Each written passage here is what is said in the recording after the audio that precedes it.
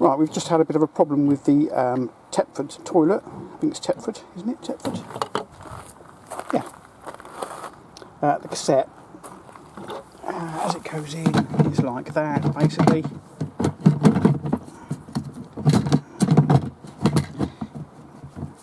But anyway, toilet, the little shutter door stopped working. And what's happened is this little contraption here sits across. I'm trying to do this one-handed, so that should go like that, I think. Yep. And see these little locations there? 1, 2, 3, like that. And it supports this arm from moving up. So it should be like that. But that bit snapped off, so what happens is it loses its support on the little trap, and basically it doesn't seal properly. You end up not being able to shut the door. We're actually on site at the moment, and I've gone to I had arrangement of tools, but didn't really have any, so I bought a load of screws, nuts and bolts, bits and pieces, little set of drills, and I'm going to see if I can repair it, which I should be able to do. So I'm going to take these 3 screws out, and I'm hopefully going to drill from this side, or drill down here, 1, 2, 3 holes, drill through, and then put the screws in the opposite way, so they come back this way. So I've got an audience today, so it's almost like a live show. Anyway, right, so first thing I'm going to do is take these 3 screws out. Now, we have had it break before, and super glue held for 2 years, so this bit just clicks in and just turns. It's about 1/16 of a turn. It's not far, but you'll find this will be a pig. This expands and doesn't fit in properly, and being rubber, it grips like buggery. So when you come to undo it, you'll probably find you're going to have a struggle on your hands, but it is doable. I will probably, since I haven't got it grease, because the last time I put it together I used grease, but I haven't got any, so I'm probably going to use some olive oil or something. Right, okay, so screws out, drill some holes. I'll do that off camera because I'm not going to piss around holding this, and I'll bring you back in a minute.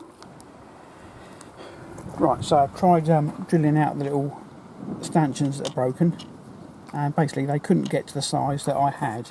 I could not get any M3, which would have been perfect, and I had to get M5 was the only ones they did long enough.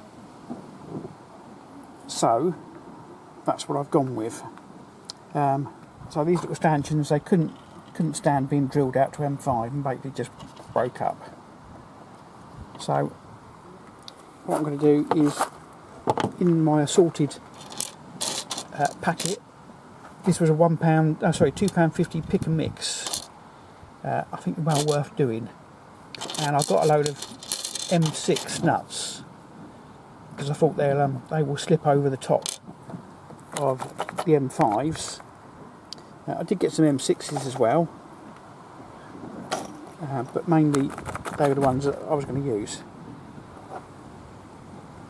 The screws were just in cases as well, you know, but that's what I'm going with. So I'm using the M6s as spacers to make up the remaining height. There is little legs on these anyway, so when you do it up it will sort of stand on those legs, but bear in mind you don't want to over tighten it and break the legs off. So what I'm doing at the moment is just running the bolt in from the top, because it's got a through hole, but it doesn't go all the way, it only goes about halfway, and then it tightens up, so that will use as a thread. So I'm just running that in. Let let me just show you what I'm doing. So I've just got a pair of pliers, and basically I'm just winding it in from the easy side to create a thread.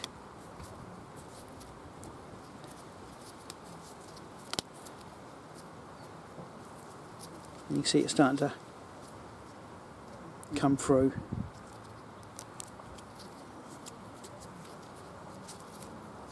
Just do that a bit and then out again, and then I'll do the other one. I've already done one.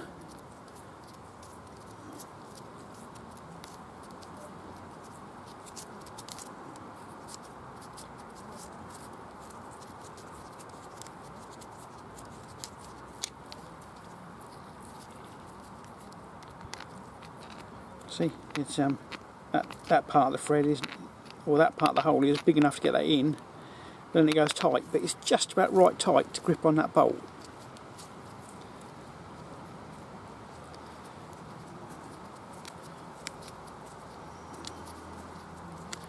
So basically I'm just creating a thread just to make life hopefully a bit easier for myself.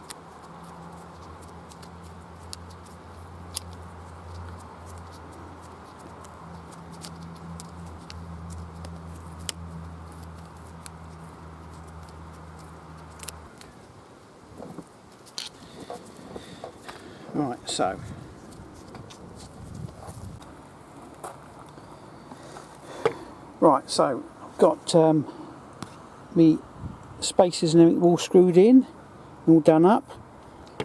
Effectively these nuts here become locking washers, or locking nuts, because it actually screws quite well into this plastic. What I would do differently, having done one like this before, I would have probably got myself a load of M5 washers, but then again, like I say, M3 would have been absolutely ideal, but I just couldn't find any long enough. So that's the packet I've used. And if you've got a load of pick and mix stuff, fill the bag right up for a start, but get a load of washers rather than the M6 nuts. You could make those spaces up in there with washers rather than nuts, and it would be a lot easier to assemble. Right, so that's all together. It works. Trying to do it one-handed, which is a little bit difficult. Which way does it go? There we go. So all I've got to do is put it back together now. Yes, these are going to rust, but what's it matter? They're not going to rust off. Not in your or mine lifetime, anyway. So pack this all away, get the seal lubed up, and I'll bring you back in a second. Oh, there is one thing. Yeah, this bolt here is going to cause a problem for this. See it? I'm just going to trim this out a little bit so it fits over it, because it really doesn't make any odds at all. To be fair, I'm not entirely sure what it does, but because it's only shut when you're carrying it, and it's not like it's a waterproof seal or anything, so, and it will still cover the hole. So anyway,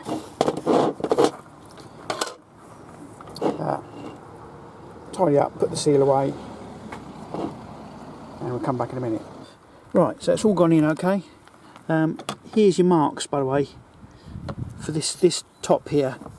When you turn it, you want to undo it, you want to turn it anti-clockwise, and there's your first mark and your second mark, and the arrow's there. Yeah, let me just bring you in there. See? So that's locked, that's unlocked. So that's as far as you have to twist it, and you're going to have for the first time, you're probably going to have a nightmare doing it. I did not have any olive oil, so I used some hand cream, which was really good actually. It was superb. So there we go. So I've trimmed that up to fit round, and you can see there's still plenty of plastic that will cover this. So there we go. job done.